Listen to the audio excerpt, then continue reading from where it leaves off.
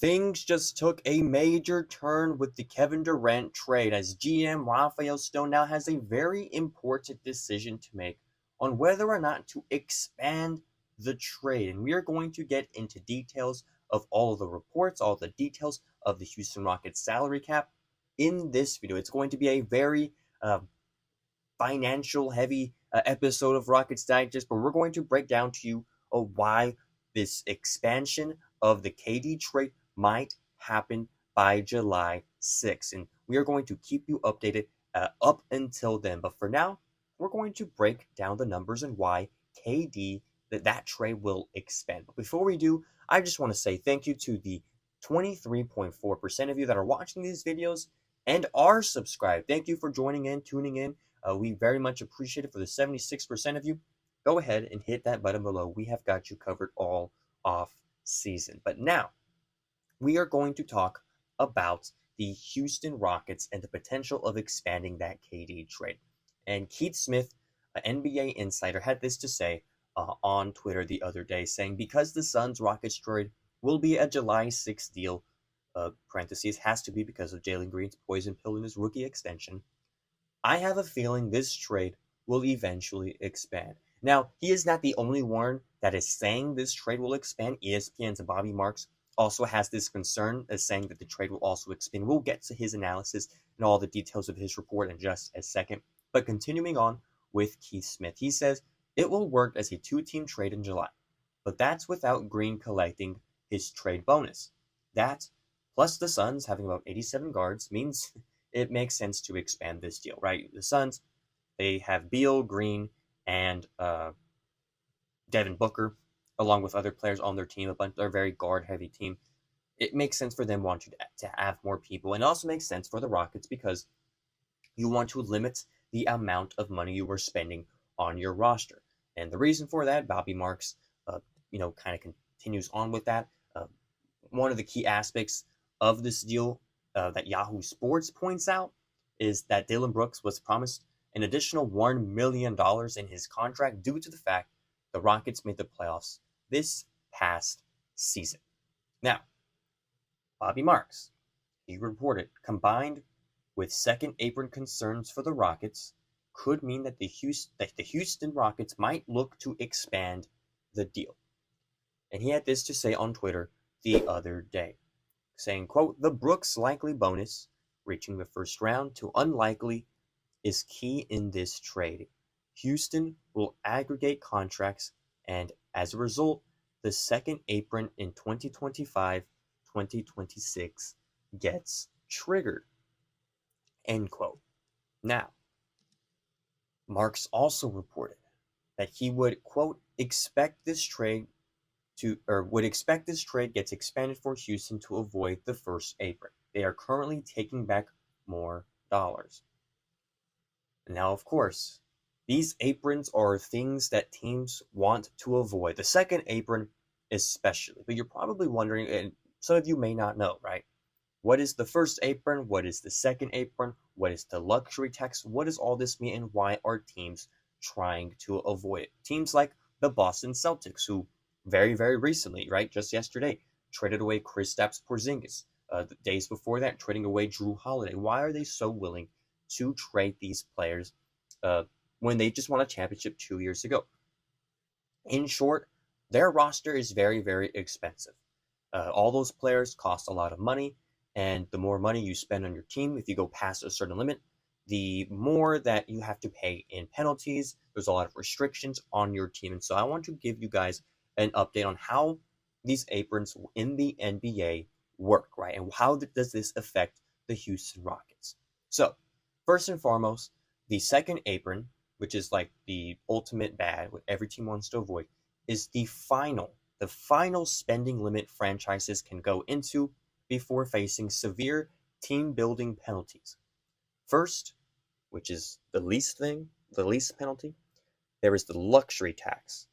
Then there is the first apron, which has its own set of penalties for teams.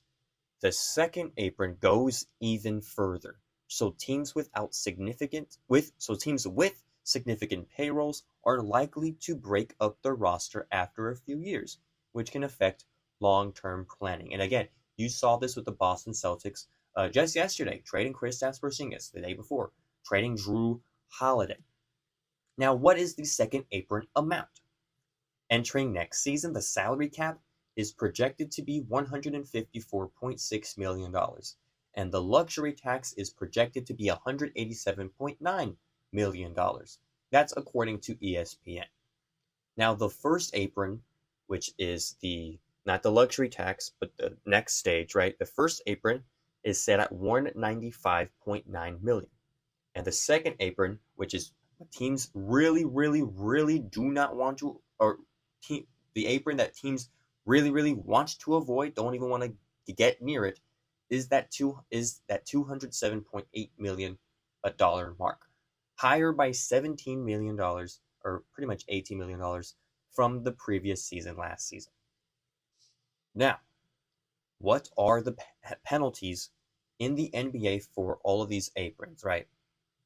Well, for the first apron, here is a list of things teams cannot do, which, affects how they build their team in, the next few years. If you're in the first apron, sign-in trades are not permitted if the player acquired keeps the team above the apron.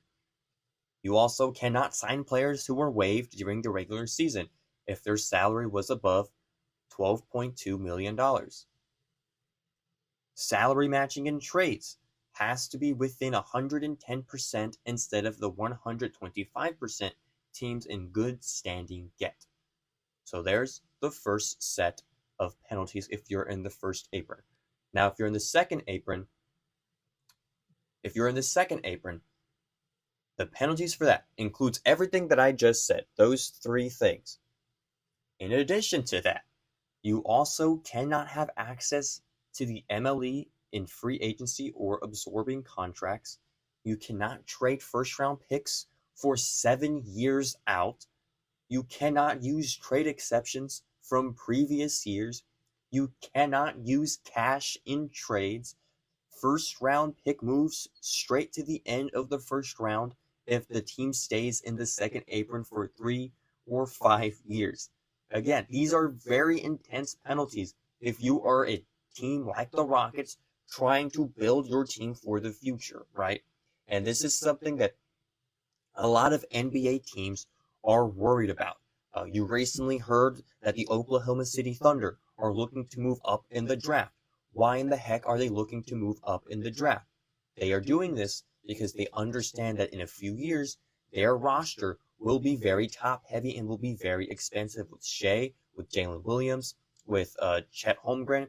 So they are looking to possibly get future players, in the first round at higher picks, right, to eventually replace some of the role players on that team in 4 or 5 years, whatever it may be. It's a way to help keep your team young and not very expensive, right?